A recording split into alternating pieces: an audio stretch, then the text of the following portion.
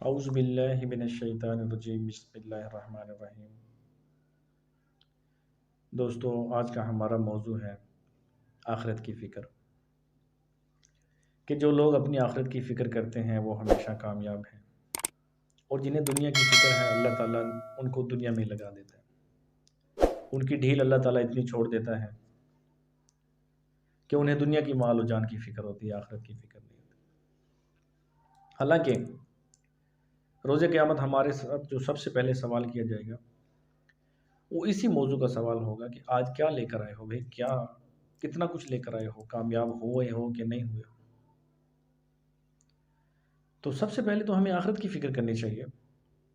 یہ دنیا تو دھوکے کا سامان ہے، ہم دنیا کے پیچھے لگے ہوئے ہیں، آخرت کی فکر ہی نہیں کر رہے ہیں، آخرت کی تیاری نہیں کر رہے ہیں۔ آخرت کی تیاری کیسے کرنی ہے میرے بھائی؟ دن میں کتنی نماز پڑھ رہے ہیں، کتنی عبادات کر رہے ہیں، کتنی خیرات کر رہے ہیں، کتنا کسی کا احساس کر رہے ہیں، کتنا گالم گلوچ سے بچ رہے ہیں، کتنی بے حیائی سے بچ رہے ہیں، کتنا برے وقت سے بچ رہے ہیں، کتنی برائی سے بچ رہے ہیں، کتنی اچھائی کر رہے ہیں۔ ان چیزوں پہ ہم نے دھیان دینا ہے۔ یہ نہیں دیکھنا کہ فلاں نے اپنی شادی میں سود پہ پیسے لے کے ایسے کر دیا تو میں نے بھی ایسے کرنا ہے، حالانکہ سود تو اعلان جنگ ہے اللہ سے۔ فلاں نے جی اپنے بیٹے کی شادی میں جی فلاں میرج ہال میں بڑا اچھا شادی کی جی، بڑا اچھا ولیمہ کیا جی۔ اللہ کے نبی کا ارشاد پاک ہے کہ سب سے بہتر شادی وہ ہے مسلمانوں میں جس میں سب سے زیادہ کم خرچہ ہو، اور سب سے اچھا دعوت ولیمہ وہ دعوت ولیمہ ہے جو کم سے کم خرچہ کیا گیا ہو جس میں، اور اس سے بھی بہتر دعوت ولیمہ وہ دعوت ولیمہ ہے جس میں غریبوں کو بلایا گیا ہو، کیونکہ غریب اپنے گھر میں تو گوشت بنا کے نہیں کھا سکتے ہیں، ایک وہی تو دن ہوتا ہے ان کو، وہ دن گوشت کھانے کا جو ملتا ہے۔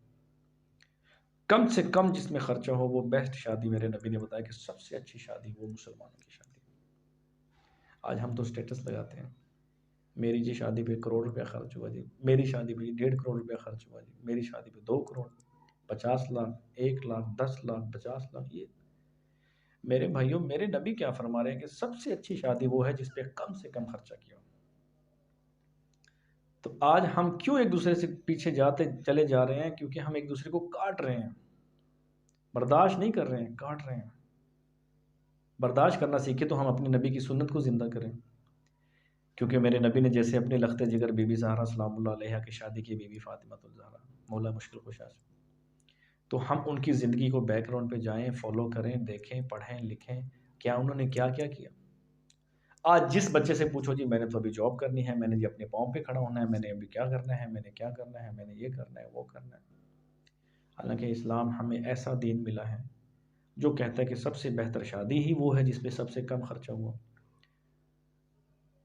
اور ہم کہتے ہیں کہ جی اچھی شادی تو سب سے زیادہ بہتر شادی وہ ہے جس پہ کروڑوں روپے کا خرچ کیا ہو۔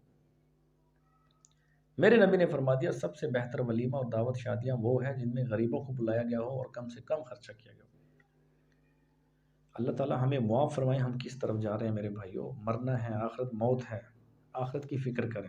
دنیا تو دھوکے کا سامان ہے، اس کو چھوڑیں بھائی، اپنی آخرت کی فکر کریں۔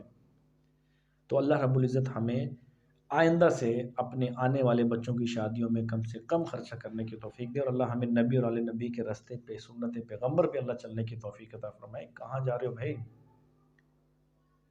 اللہ ہمیں فتنے سے محفوظ فرمائے، اللہ ہمیں آخرت کی فکر کی، آخرت کی تیاری کرنے کی توفیق عطا فرمائے۔